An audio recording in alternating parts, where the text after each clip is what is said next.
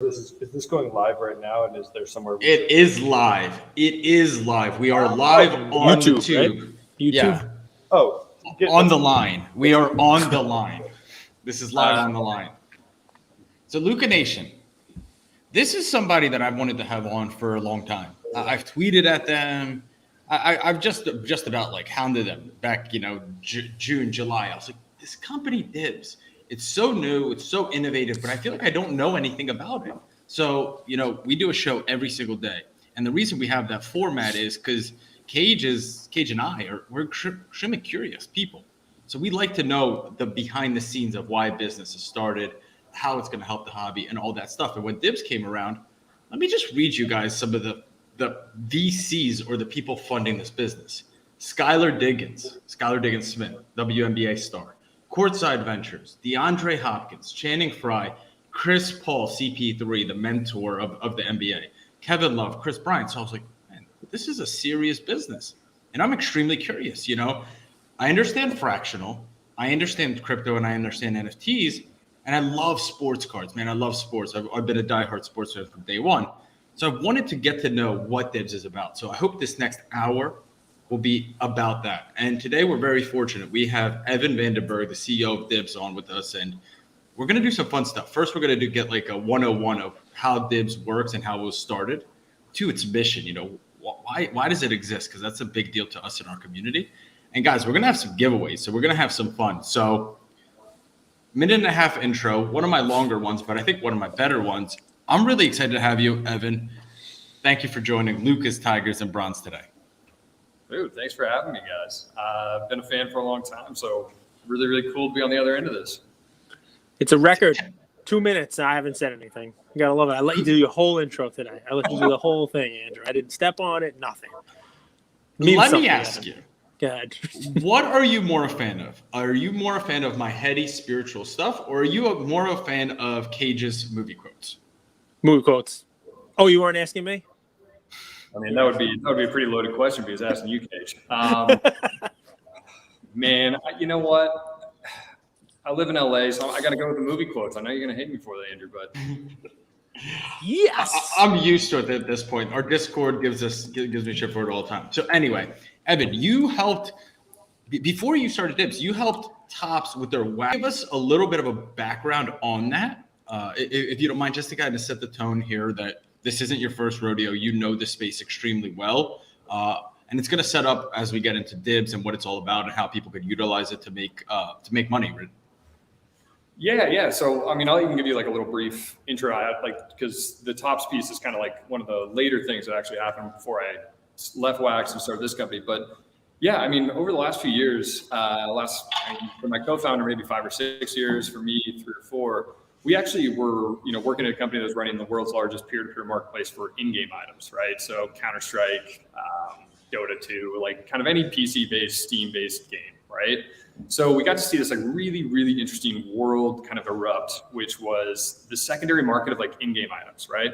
And in parallel, we were building the Wax blockchain and, got to be a part of launching that. But got to kind of see this like before crypto and then after crypto side of digital trading. And for me, I've been collecting, my whole life. It's not just sports cards. I was a huge Pokemon kid growing up. It's, I've talked about this a lot on different things, but it was like me and my brother's social currency. I mean, it was what we flexed on each other on all the time. It was, how our parents, got us to do things that we wouldn't otherwise want to do. But anyways, we were launching Wax. We were starting to look at digital collectibles, right? And like for me, I was like, okay, like Topps, Pokemon, like those are like the 2 things I want to go after. And we were lucky enough to get this conversation started with Topps. Topps was, honestly, in their defense, really forward thinking about their blockchain and digital presence. I think you're seeing that. How you feel about their individual projects themselves is kind of in the eye of the beholder. But them taking that chance was, I think, a really interesting step, and I think they're doing a lot better job than most, at least from a manufacturer, turning blockchain NFT, producer. So yeah, worked with Topps for about 1.5 years on that deal. It's been a multi-IP deal, or at least it was intended to be. Launched Garbage Pail Kids first with them, and then the plan was always to get MLB. And in that process of like the 1.5 years of going back and forth in New York, working with Topps, doing the whole bit, and just kind of like re-engage and re-fell in love with the card market. And this was like before the boom, and was going back and forth on like, you know, I went to my parents' house, literally flew from New York to my parents' house, picked up my old cards, started getting on eBay. And I was just like, there's just got to be a better way, right? And so I'll leave it at that. We can get into like why there was a better way, but don't want to ramble. I mean, that's a huge point. I mean, Cage, just last year, you know, we talked about how cards wanted to become the stock market, right? Or have similar features where a player's performance dictates their value. Well, Cage had a scenario last year where he sold a Darius Slayton card.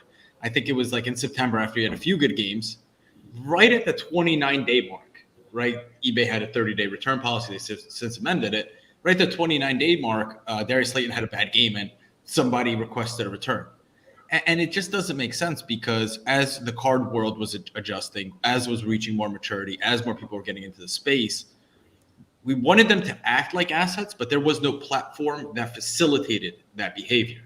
So I couldn't agree more with how you kind of position that. And you know, there's good entrepreneurs, great entrepreneurs, they always try to fill a need, right? They see a need in the market. They're like, this isn't right.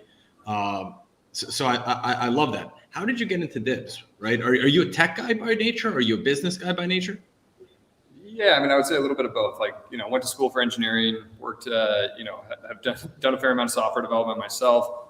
But later in my career was product and then moved into biz dev and kind of, you know, it's honestly a good path, I think, for doing what I'm doing today. You kind of get the technical side of it. You know what it takes to build this stuff. You have respect for the engineering that kind of goes into all of it. But simultaneously, you really, I spend far more time worried about product and business than I do about engineering. Thankfully, I, you know, chose an incredible co-founder, and just our engineering team is off the charts. So been really, really lucky there that I don't have to do much of that. But yeah, so I mean, to answer your question, I would say probably more on the tech guy side than, you know, anything else.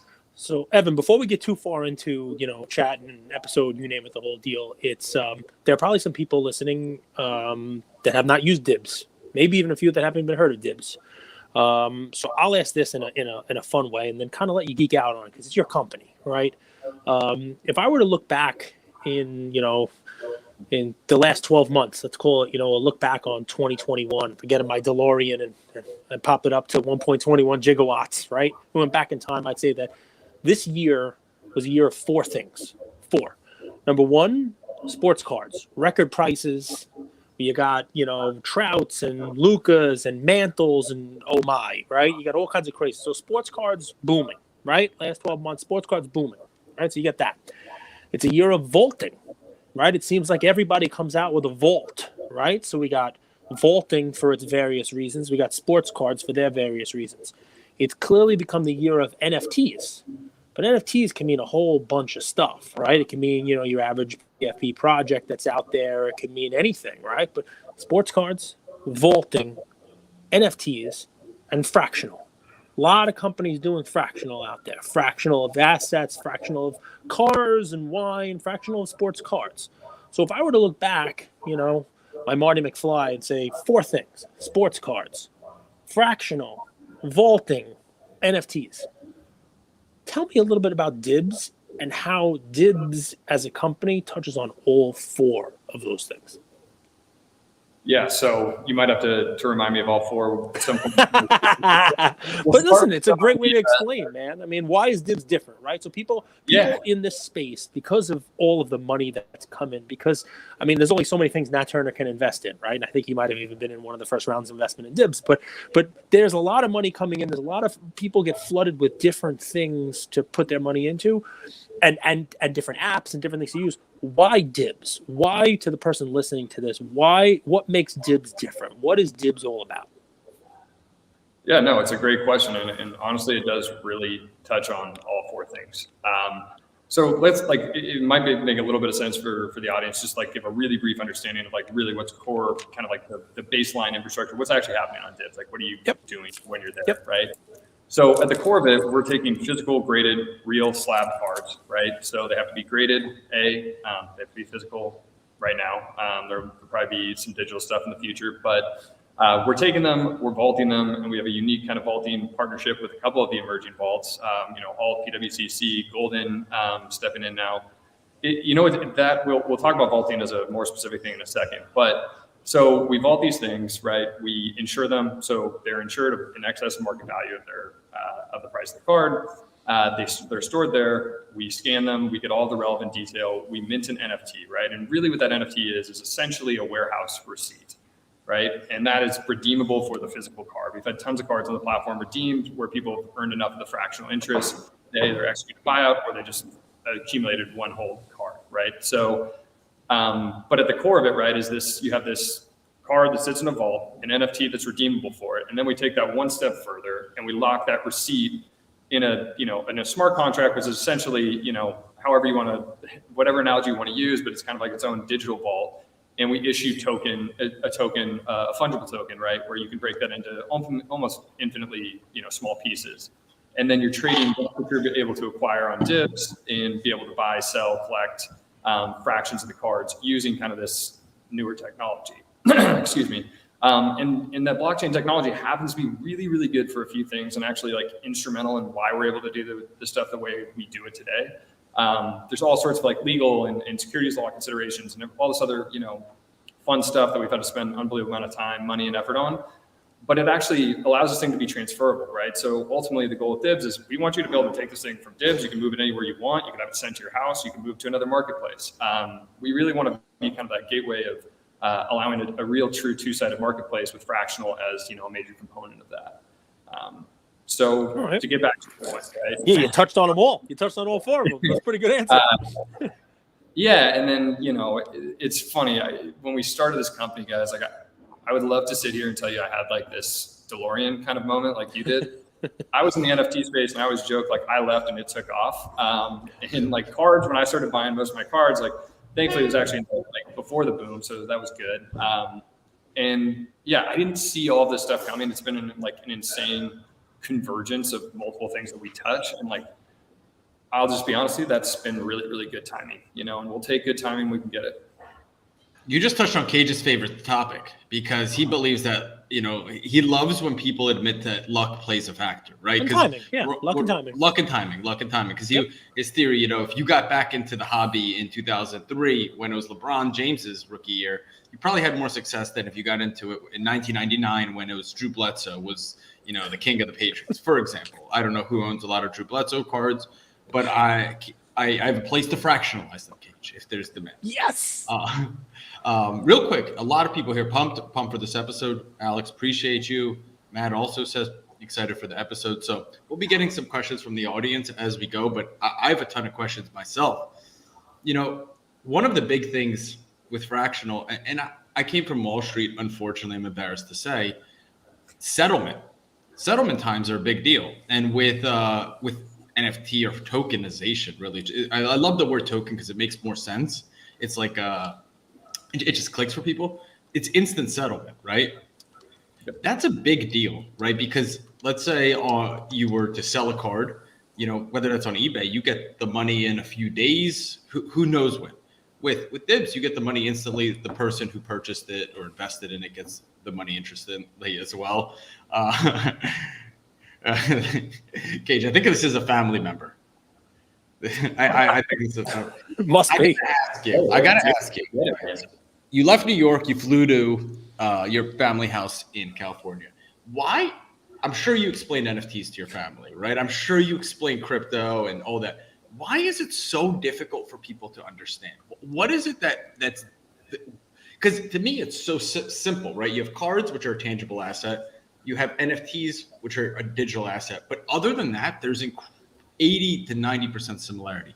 What do you think is so challenging for people to grasp the concept? Yeah, you bring up a really, really good point that I've tried to make for years to multiple people here. Sorry, my mic's falling. Oh, good. Josh asks, how much did Cage pay you to say that? Cage just pays me with smiles and humor, guys.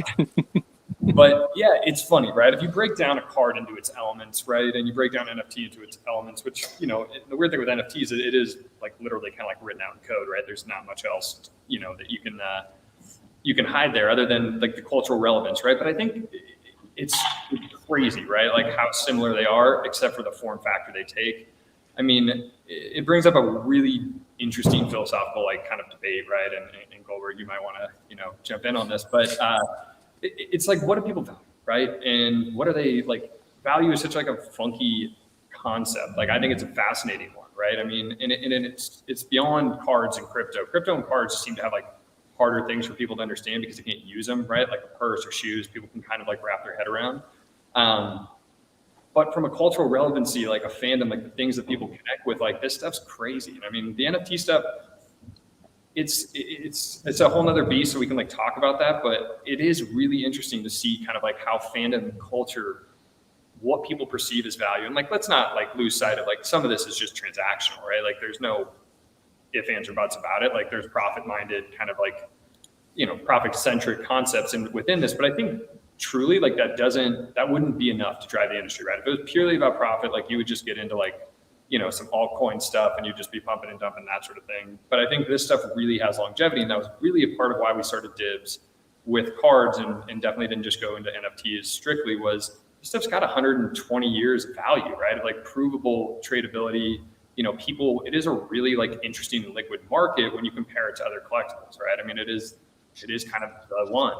And so, yeah, I don't know if there's a specific question there. Am I just taking on a little bit of a tangent, but it's something I've thought about and wrestled with on so many different levels. Well, I mean, I always go back to the Picasso painting, right? The painting of the bird. Growing up, I was like, why is this painting worth hundreds of thousands of dollars? Cage, have you ever seen it? No. I'll pull it up. I'll screen share it. To me, it blew my mind. As a kid, I would always say, like, why is this painting worth hundreds of thousands of dollars? And people would say, well, because Picasso painted it, right? Mm-hmm. And as Evan said, like, why do things have value, right? Obviously, some things have utility, but 90% of the things that we talk about, whether they're tangible or intangible, they're implied value, perception. I think a little bit is also of kind of with social media. I think we'd be foolish not to give social media credit of like we get to virtue signal a little bit, like that's my guy, that's who I invested in. Cage has a great theory of it's not just about making money in cards or NFTs. It's also about being first, right? It's also about kind of, and you could do a better job of explaining this, but ever since you've said it, I've started to watch that pattern of like, oh, I was on Tyler Hero before others were on Tyler Hero. I was on John Morant before others were. So you're absolutely right, Evan. Like, how do we value things? It really is interesting. I mean, I'm sure there's a bunch of PhD, theses and whatnot on the psychology of value, but yeah, I mean, it's the being first, right? Like, we talk about like even on the Nike sneakers app, right? That got 'em moment. Like they did a really good job of capturing that, as much as people hate the sneakers app for some reasons or feel like they got scammed out of whatever. And probably rightfully so in some cases, but like there is this cultural phenomenon or psychological phenomenon that's very, very clear, right? Is like being first, associating yourself with this brand, which is really, in the case of sports cards, it's like athlete or team. And being able to kind of like flex status as well, right? I think there's a lot of that, especially in NFTs. Look at everybody's Twitter profile. If it wasn't about something more like than just the money, like you're kidding yourself, right? Like it's, probably even annoying at some points, like with the amount of it that goes on. But like it is becoming this really interesting, phenomenon. I guess like I don't even want to use the wrong term here. But yeah, it's fascinating stuff. And Bernardo said, like you said, cultural significance. I'm curious if we could just get to Dibbs. Are there any success stories? Are there any, people that have used the tool? Because what I love is a lot of the fractional companies, they have the rare, Triceratops, or they have the bottle of wine or the Ferrari, all that stuff. But what makes Dibbs cool is there's modern cards. There's like Kyler Murray Prizm, right? We always talk how the bottom layer has been cut out since PSA and BGS have kind of closed down, and it doesn't allow, the people that just got into the hobby to color up. Even like buying a Silver Prizm PSA 10 of like LaMelo, it's a little, believe it or not, it's out of range. We have $3,000-$4,000, but some people who just got into it, they only have a few hundred, and it makes it attainable. Have you seen some success stories of people who've joined Dibbs and, they've invested in something and it's gone up, or they've had a lot of success with the tool. Could we talk about that a little? Yeah, I mean, look, I like to keep it away from like, who's profiting and like success stories based on that, right? Like I can keep it around, other things. It's for all sorts of reasons. Right. Like we've had so many people reach out to us through different channels being like, I would love to buy this card. Like we'll go get that card or find somebody who has that card, right? $10,000 card. And now this guy's jumping in for $50, right? And they get to show that. And like, we see the screenshots of people actually sharing that with their friends or like putting it on Twitter and like being like, I got a piece of this card. I think like the success stories for me are like, they're more geared around that side of the house, right? Like profit and loss, like, it's not us who determines what happens in the card market, right? Like we have, what we consider like a very like fair and organized, order book and marketplace. And then it's kind of up to the macroeconomic and player performance, like all this sort of stuff that's like crazy how fast it drives. I think what Dibbs is really interesting for on those things is we see big spikes in trading during games, right? Like it's on Saturday or Sunday. Yep. We're seeing a lot, certainly in the football realm and World Series going on, a little less with that, to be honest with you, but like basketball now kicking off, it's almost like you can plot it, right? Like this is going to spike up a bit today in terms of not even price, but just like activity and interest and how many people are clicking on this particular card or player.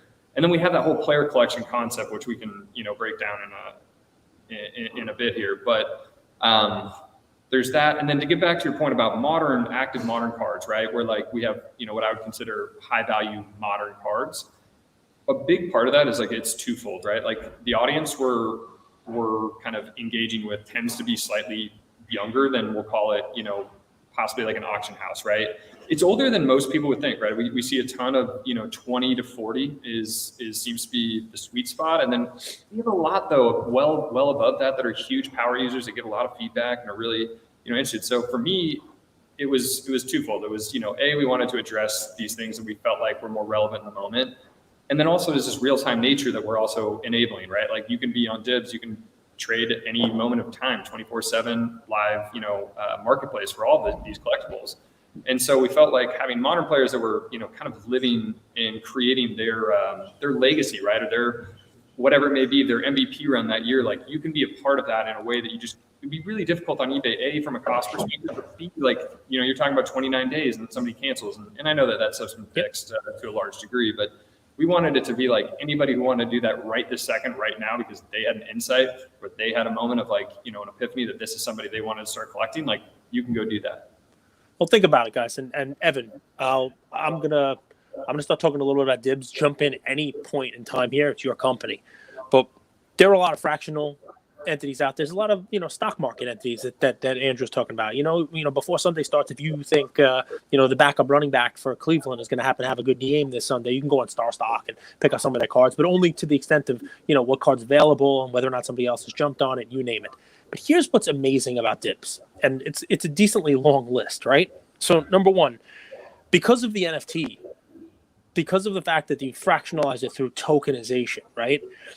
There is a 24-hour trading window, right? So you can actually buy and sell these fractional portions of the cards that Dibbs has drops on during the game, before the game, at halftime. When somebody has a touchdown. When DK Metcalf breaks that 84-yarder. Okay, let's go on Dibbs and see whether or not there's anything of him on there, right?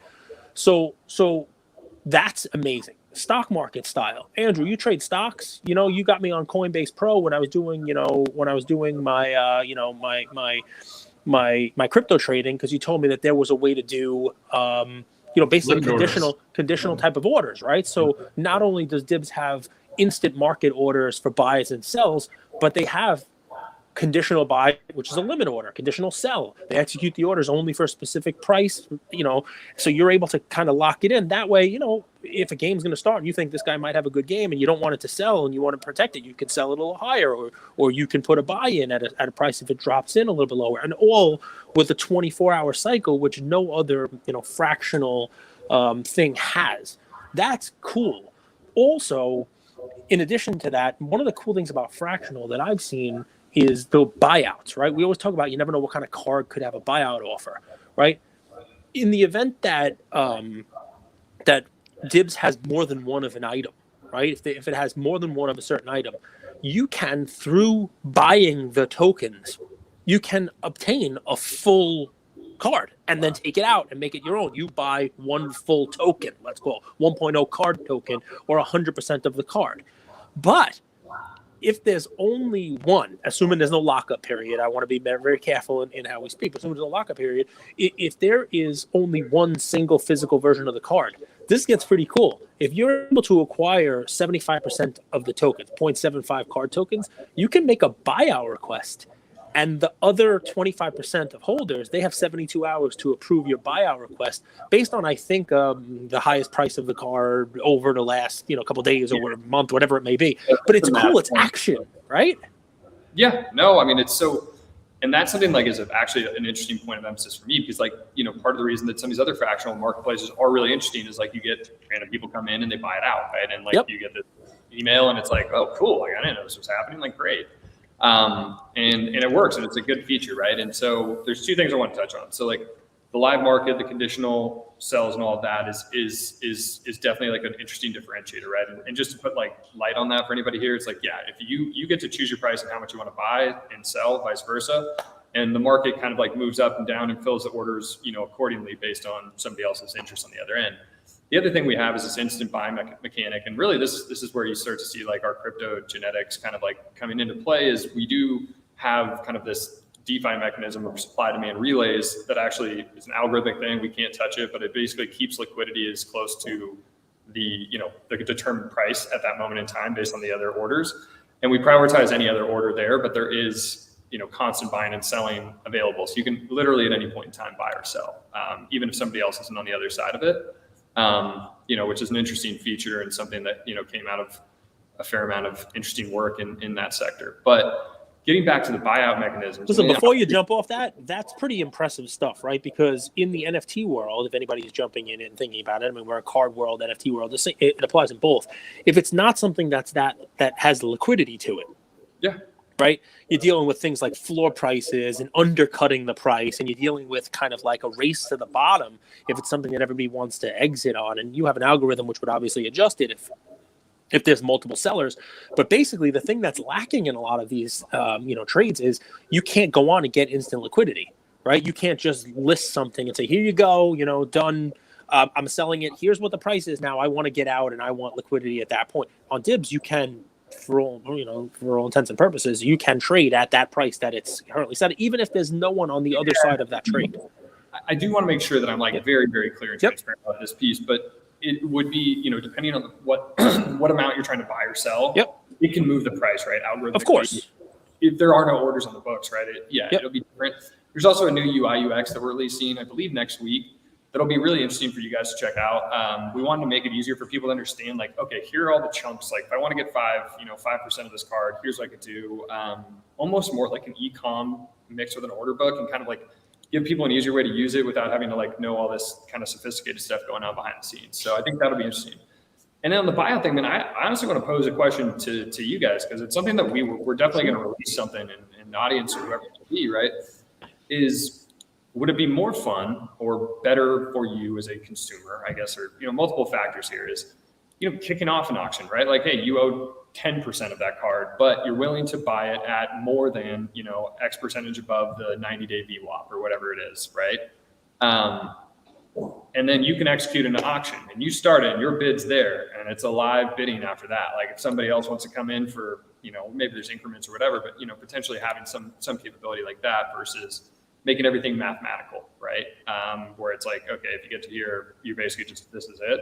Or if you acquire one whole token, you can always just do whatever you want to take it off the platform. So a question, something that I kind of go back and forth on, there's a million ways to kind of skin the cat, but I think that one in particular could be really interesting and bring in a completely different type of user and really kind of gamify things in a fun way.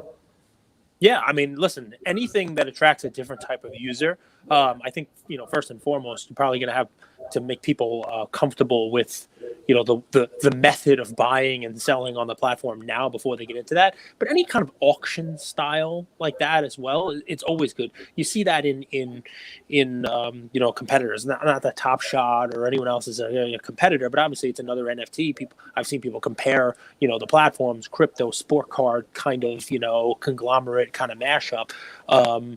You know, one of the things everybody says there is it would be great if they had an auction, you know, where you could get instant liquidity. You post something and whatever it sells for, it sells for. You know, you were able to do something like that. It sounds like your idea is almost a mashup of like an auction style and almost maybe, I don't want to call it futures trading, but there's got like a component of that in it, right? Like I'll pay this, but I'll pay a little more at a certain amount of time for it, et cetera, et cetera. It sounds like advanced, maybe Gen 2 of what you're doing. My hope with some of these words thrown around, I don't want to. Yeah, no, my hope with our episode today and the live today, and then, you know, going forward is to try to introduce our audience and, you know, whoever else might be listening to this to Dibbs, you know, who may not know about it. Let's get them walking before we have them flying. You know, let's do right. Dibbs 101 before 301. But yeah, so as you know, if somebody has an interesting comment, you know, we really do listen to that stuff because there's a lot of ways to do things. But I think the most fair way is to give everybody a shot. If they think that's too low and they want to pay more for it, like, go for it. But anyways. Well, so I got fortunate. I was in crypto in like 2014, 15. I moved to the Bay Area after college. So, you know, like right time, right place. And it was funny, like a lot of the terms that were thrown around there, you know, they were so over people's heads. But now here we are 6-7 years later and everybody's a crypto expert. So like at first we think that these terms are so confusing, but actually we quickly start to understand them and we quickly start to use them. So oftentimes, and I think why our community trusts us, is we don't say, you know, go and put all of your money into Dibbs or any of our partnerships. We say the true value is in the learning. And I believe a company like Dibbs will be around in the sports card space for the next 10 years. And if you're an early adopter, if you learn the platform and you get to know it best, you're going to have a significant advantage, not just in 2021, in 2023, 25, 28, and moving forward, because you're going to understand how the plumbing works, right? Right now it's confusing, but maybe in just a few months of practice, it won't be. So I want to get into Frac-Packs because Frac-Packs are cool. Everyone loves opening packs. Cage has a theory. Everybody in the hobby is a gambler. The longer I'm in it, I'm pretty sure he's right. It's true. Before that, I like to get to know who do you collect and what sport do you collect, Evan? Yeah, so, you know, it's interesting. Like I go through waves, right? Like probably most people, but for me, like my diehard kind of like my loyalties, I'm from the Bay Area, at least. You know, I actually grew up all over the place, but I consider home, you know, the Bay Area. So, you know, I've been a Warriors fan since, you know, 10 years old. My parents are from, you know, my dad's from the Bay Area. Obviously, you can probably see where this is going, but dude, I'm just a humongous Steph, Clay, Dre. I mean, I don't actually collect Dre's cards. I love Dre as a player, but from a collecting standpoint, big on Clay, big on Steph. You know, I think Steph, again, that is one that is going to be over time appreciated, like not value, but just like his greatness, I think, is going to become more apparent. You know, KD as well when he was there, although I will say I loved it when we won just with the boys, where the ones that we drafted and developed and all that. So, you know, basketball is like where my passion is. Played, you know, pretty high level growing up. Dude, I'm starting to like, I don't know if it's what's going on with F1, man, but I've caught the bug. It's just, I don't know if we just ripped one open right here and we had some good pulls. Actually, if you want me to show you. Please do. My theory is because Cage got called the lemon in Australia. We're really popular in Australia. Shout out to our Aussie friends. So they just got let out of a lockdown. So we're celebrating with them because we know how difficult the last few months have been. So shout out to you guys. But I think it's that these F1 drivers are sort of like real person superheroes, right? We don't really know much about them, but we know that they're real. Yeah. Is that fair? That Netflix series, to be honest, did a wonder for at least the American audience, I believe. Like, I have a bunch of friends who now are like, you know, they're texting me on, you know, after a race and be like, oh, did you guys see it? Like, I've never in my life seen that, right? Like, my friends it's basketball, football, and maybe baseball, to be honest, right? And then, soccer's trickled in over the years more and more, but now all of a sudden it's like F1, and they seem to be like attaching themselves to different drivers for different reasons. And I was like, it's interesting. And you only have 20 guys at any given point in time, right? In a Formula One season. And I think that's actually super interesting, right? Because like we can all attest to opening up packs of, baseball or basketball cards, and you end up with people like you may not even have ever heard their Nico Mannion. How many Nico Mannion cards can I get? He's in Europe. Stop putting him in a soft spot for Great U of A. hair. So I didn't go to U of A, but I lived in Arizona, and Channion's an investor, but I grew up. That was like my first college team that I like really got into, was that whole Gilbert Arenas, Richard Jefferson, that whole era of Arizona. But, Zero. like, good point. So anyways, I think there's some appeal to like F1 in the sense of they're such big global stars, right? Like for us, it's a really interesting, like, okay, if we ever, if we venture outside the US, like it's going to be a humongous opportunity there. But I think it's like perfectly built for a lot of the collectible space. And they seem to be doing a really good job of building these guys' brands, unlike other major sports leagues that I think, lack on it. So I didn't go Lewis Hamilton because that's the obvious one, but this is Max Verstappen, Cage.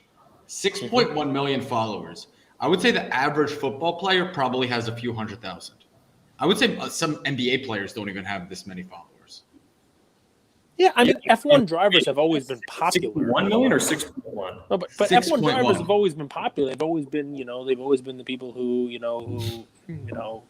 were famous, but they were not always. They were not always cardboard relevant, let's say. Oh, we got a nice Hamilton, a nice Verstappen. By the way, whoever owns cardboard relevant, please return that to its rightful owner. What do we got? Oh, a little. Dude, you hit Lewis Hamilton, right? I mean, that's. And I actually don't know what this one runs for, but it's a cool card. I guess getting back to your question, I mean, for modern stuff, long time stuff, huge Joe Montana, Jerry Rice guy, again, Bay Area homer on that stuff. One of my head of marketing, Chris, who you guys have met, he's just got an insane collection that he inherited from his late father, where he literally went into storage, and his dad was a big card collector, but no one knew that he had all these cards. And he had 15 Jerry Rice rookies. He's just like crazy stuff. That was one of my favorite things about working with you guys, by the way. I always say this, people bash me, but I don't care. The team behind the businesses, it really is a big part of why I support. Like Chris is a photographer, right, by nature. He's got amazing shots on his Instagram. If you guys don't follow him, please do. But that's cool. Like, we forget that as a business starts, it gets funding, it hires employees. That's how we get more people into the hobby, right? Like we always say, like, we want the hobby to grow. Well, how do you think a hobby grows? You market well, you get more participants in it, but also businesses hire from the outside in, right? They get people who, maybe they're sports fans and now they want to work in the space. We'll talk about Frac-Packs, but you did touch on international, right? Like Europe. How does Europe invest in cards? It's so difficult for them, right? And now you have Dibbs, and I know some place you guys are available in Europe, right? I don't want to bite my tongue. Oh, we're US only, and that, I mean, that's definitely going to change over time. But you bring up an insane point, and so half of our people don't really know how our team's constructed, but the two earliest guys at Dibbs, none of us have seen each other since starting the company. It's amazing, right? It's amazing. Extensively, so it was fine. But one's in Brazil and the other's in Sweden. And them trying to buy cards, right, was one of the more eye-opening opportunities about the whole business. Was, dude, this is Americans trading with Americans. And then, by and large, I'm not saying that there aren't other people who are getting involved and talking to, PWCC and some of the other auction houses and whatnot. You can tell there's this huge pull from Asia and some parts of Europe. In terms of the kind of money coming into the space, but you can't really trade the same way you and I do, right? You start to it becomes this kind of it's not really worth it, right? When you start looking at taxes, tariffs, fees, and I think Dibbs has a humongous opportunity, right? When you start looking at things globally, where we can get more people into this hobby, and it goes back to growing the hobby, right? It's not the hobby's become really expensive, and I would argue unaffordable for a large percentage of Americans, and even less so in any other country, right? I mean, even when I have to buy a box for business purposes, I'm I I'm sticker struck, man. I look at some of the stuff, I'm just like, this is insane, but I'm going to do it anyways because I'm addicted and I love opening these things. So, but longer story short, right, is opening that up to a different generation, right? Like just getting younger kids into the hobby. I don't know that it was great, a few years after I kind of got into it as a younger kid. I think it was great then. Then you had the junk card era and some other things, right, that detracted. But like everyone's on their phone now, right? So we can start to bring people into even the physical stuff, right? Like people are like, oh, you want to kill physical. I'm like, no, I don't. My entire business relies on the physical cards being interesting to people. We're just trying to have a different form factor and grow the audience, right? I mean, I'd love to see us bring in 1 million new people into the space, right? Because it's not going to stop on Dibbs. Like they're going to go to their hobby shop. They're going to go on eBay. They're going to go find cards that they can actually afford and buy over time, right? But it's introducing them to this whole kind of space. And hopefully we can build an interesting community around that fosters it, right? So anyway, sorry. Physical and digital could coexist. I think we're going to realize it more and more, but it's something that people should wrap their head around. Talking about opening packs, right? So we've opened packs of Top Shot with our community. They loved it. We've opened Panini NFTs packs with our community. Killed. You got crushed. But you had the LaMelo Gold. Let's talk about opening Frac-Pack. So a lot of you guys have already downloaded the Dibbs app. If you haven't, just go download the Dibbs app. If you use code LukaNation, you're going to get a free, Evan, correct me if I'm wrong, it's a free $40 pack with the option of getting a $100 pack. And all you got to do is deposit $25. Correct me if I'm wrong. I want to make sure that's correct. I will. I'm getting somebody to get the deets. Somebody to get the actual answer. But yeah, I think the upside is the highest end is like 100.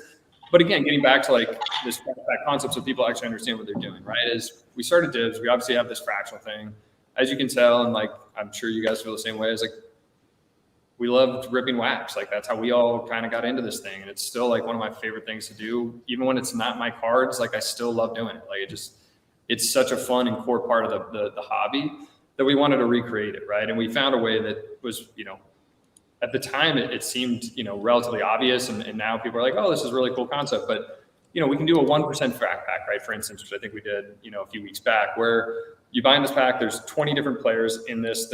We can, and the nice thing is we can actually publish the odds. You know exactly what's in there. It's verifiable. And, you can either pay for it. In this case, you get it for free. And you get, a fraction of a card, right? So for us, we wanted to introduce people who come into the platform in a cool way. Like, hey, here, rip open this pack. You get, who knows what you get, right? You get a Patrick Mahomes, you get a Brady, and now you have something, right? You have something to see and explore the platform with. And if you want to do more, then obviously, there's ways to do more.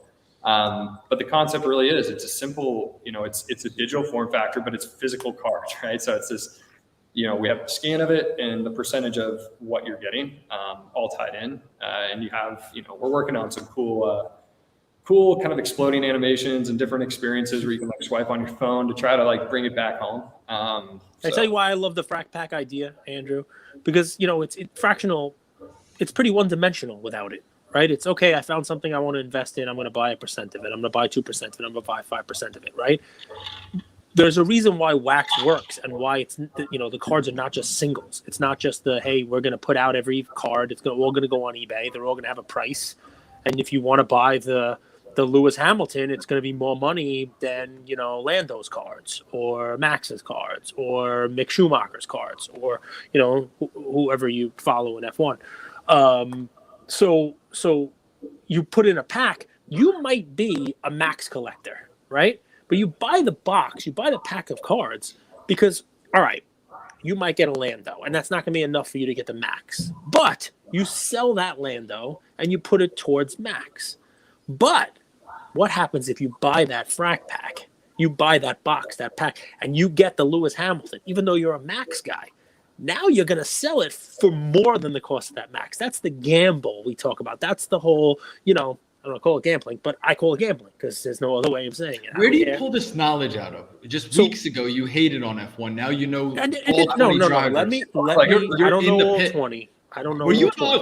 Were you invited to Austin this weekend? No, but yes, I was, but via helicopter, and I declined politely. No, but it's not that I listen. We talk about sports, right? So you have to have a knowledge base on all the stuff. That said, I have not purchased F1 cards because I'm still of the belief that our hobby is very heavily influencer driven. And, listening, I love these podcasts. I love all this stuff. I've learned so much about Dibbs just researching this and talking to Evan. But my favorite takeaway from this is Evan telling me that his friends, who otherwise would not have been F1 people, are calling him and texting and saying, hey, did you see the race? Did you guys watch this Austin one? Here's my guy. Here's my driver. Because you know what that shows me? That maybe I'm wrong. Maybe it is a little more organic than I otherwise would have thought. I get to hear now that there are people who are into collecting, people who are into sports, who are watching these races. And you could tell me all you want that there's 400,000 people at an event. That doesn't mean anything to me, right? Because I can tell you events that sell out, right? And I can tell you events that sell out that don't become relevant for cardboard. There are plenty of sports that sell out like crazy. It doesn't mean they go, London loves the Jaguars, right? Who's buying Jaguars cards? You know what I mean? So, in London, I doubt they're buying maybe they bought some Gardner Minshew mustaches last year. I don't know. But the point is, whether it translates into cardboard relevance is a different story. I love this. I think this is, it's very educational. It's fun. But to the packs, you buy it because there's a chance that you wanted to put $100 into Max's cards, but you might buy a Frac-Pack and get a $200 worth of Lewis Hamilton. Now you can buy double the Max.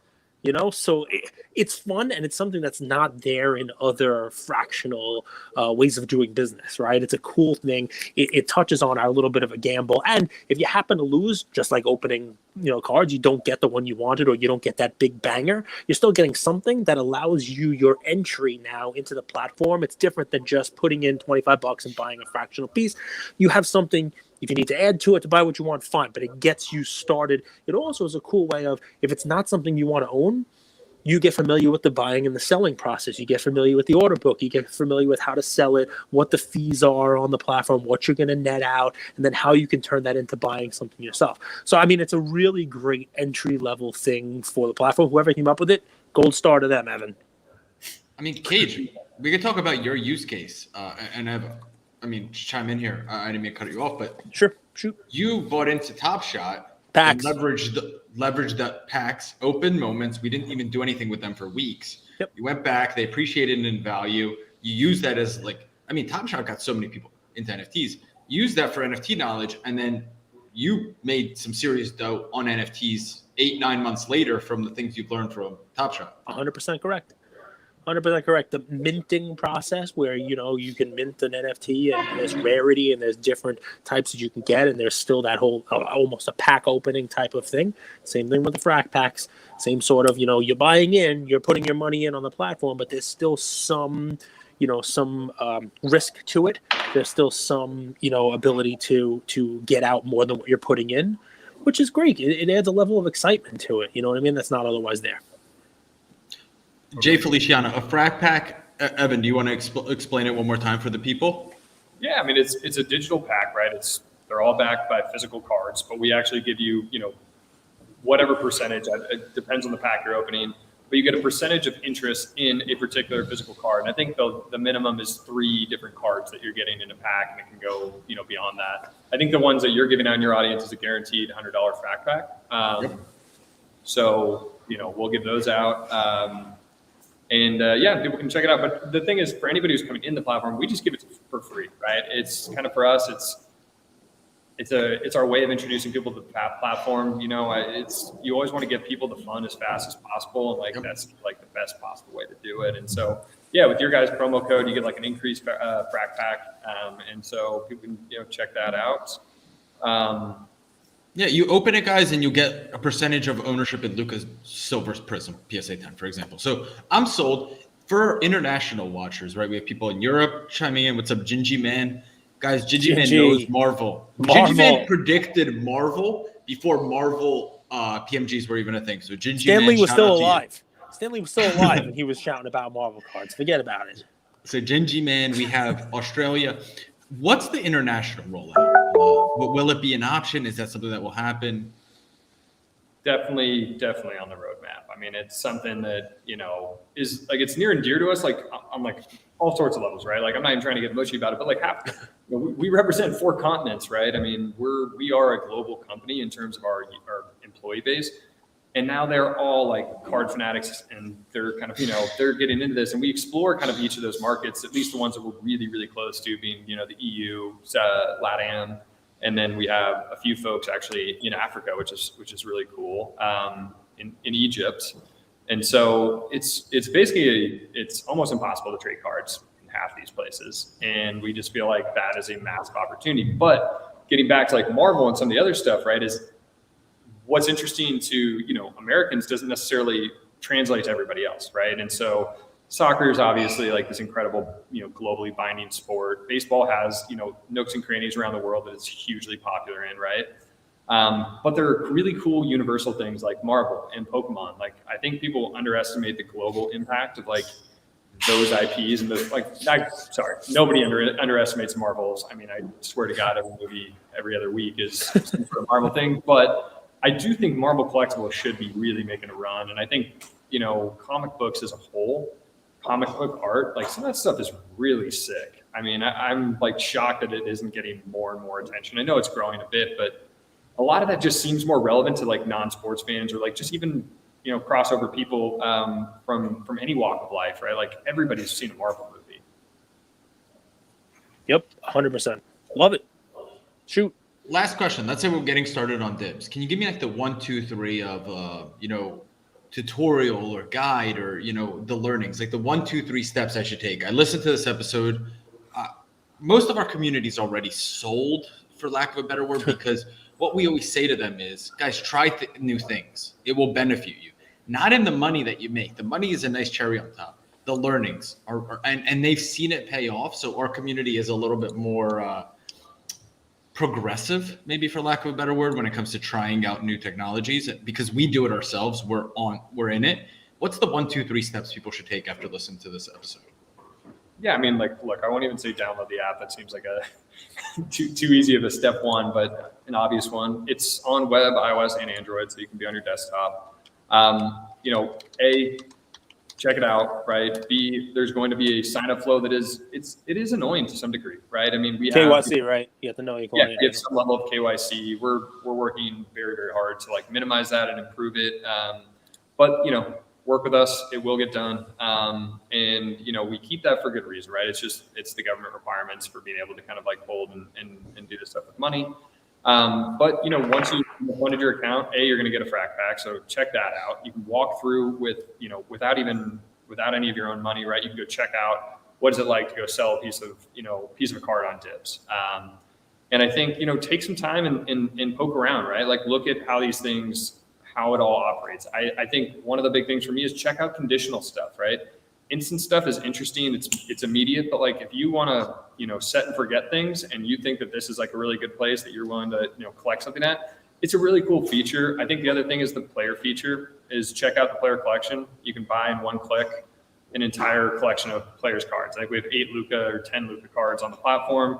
If you don't know much about cards or which ones you like particularly, like you can buy like a little piece of every Luka card with one click. So a Luka basket, a Luka index fund. I love it.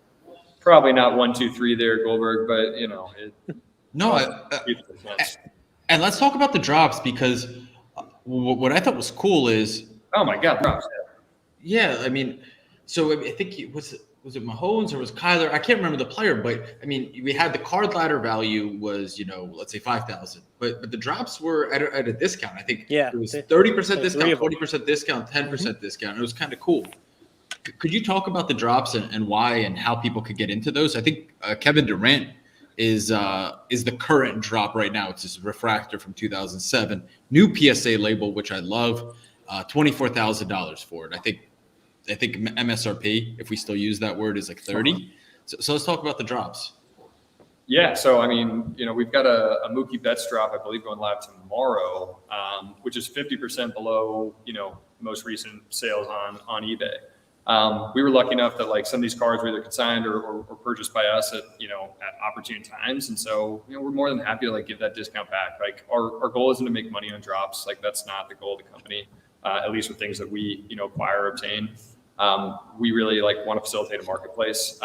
So we really try to do a solid on those drops.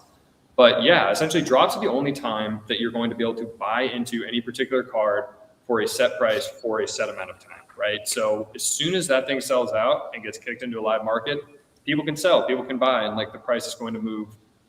Orders are going to get placed. And so it's like this unique opportunity that like if you can get in, you get a piece of the card as much as you want. I think we set limits on like the upper end. So like for the first hour, I think our limits right now are between, depending on the size of the card, like 2 and 5% of the card. We want to have as many people as possible being able to get in and involved. And then after that, the card kicks into the live market where you can find it. If you own any of it, it'll be in your wallet. And you'll be able to see it there. And if you want to sell it or buy more of it, yeah, it's all 24/7 live market, up to you. I love it. MMA rookie card says I'll sign up tonight. William MBT said he signed up, ready to learn more about the platform. Love it, guys. Uber Collector has one of the most unique collections in the game. He's like he's from Arizona, great guy. He asked, how do you acquire the cards that are in the Frac-Packs, private from the card company? Not sure I fully understand. That's actually a good question, right? Because we talked about the buy side, but also there's a sell side, right? Like you could send your cards into you guys and have them listed on Dibbs as well. Yeah, and that's something we're really pushing towards. That's like a huge part of the next, let's call it, 3 months, quarter, whatever you want to call it, is making that as easy as possible. But right now you can still go in there and any card that we have a market for, you can send a card in. We'll vault it, no fees, nothing. We put that card in your vault. You can sell 30% of it, 40, 50, whatever you want. So you can do that as well. And I think that's, a huge part of what we want to do longer term, right? Is we want to be there for both sides of the marketplace, not just, hey, we found this card, let's buy it. But getting to his initial question, Uber collectors, how do we get the cards, right? Like, so it's a mix of two things. Either we'll go out and acquire these cards, right? And we'll like hunt them down and go get them, right? From auctions, eBay, wherever we need to. But the goal of the company and where we've gotten a ton of our cards is through consigners. So people who say, hey, here's a collection, right? An Uber collector sounds like you got a really interesting one. So feel free to DM or anything like that. I always like hearing about this stuff. But basically we just said, we've been working with people a little bit more, we'll call it white glove service with trying to figure out, how to get this stuff done. And now we're kind of standardizing it all and anyone can do that. But we've been working with huge collectors, people that you guys know, where they have a subset that they're happy to, sell in Dibbs and fractionalize and kind of give this thing a try. And we want to make that experience available to anybody is the goal. And it's, starting to become very, very simple to do. Any final questions, Mr. Cage lawyer? No, man. It's a cool platform. It's a lot of different stuff. I'm glad to see a lot of the comments saying people are signing up. Make sure you use code LukaNation. Get that, the Frac-Pack will appear in there. And it's pretty cool stuff. Okay. I'm pretty sure if you guys deposit $25, the pack automatically will appear in your account. So like within seconds, you could go ahead and open it and get to see, what cards or what percentage of a card do you have of Tom Brady, Luka, Kyler, et cetera, et cetera, et cetera. And guys, remember, like what's cool about this is I always say this, where you start isn't where you end up. This always change. Like this changes over time, right? They're constantly evolving and improving their marketplace. They listen to their consumers. The UI, UX is constantly evolving, right? Because, you want to make it as easy as possible for both sides, buyers and sellers. So any final words, Evan? I've thoroughly enjoyed this. So. I just want to say thank you. Thank you to you guys, your viewers, everybody. This has been fun, man. It's been stress-free, kind of fun conversation. They're not all like this. So, you guys do a great job. And I appreciate that. And and if people have questions, like we've got our Discord up and running, people can ask, we've got a feedback thing, live feedback in the application itself, but question, comments, concerns, ideas, we're here for it.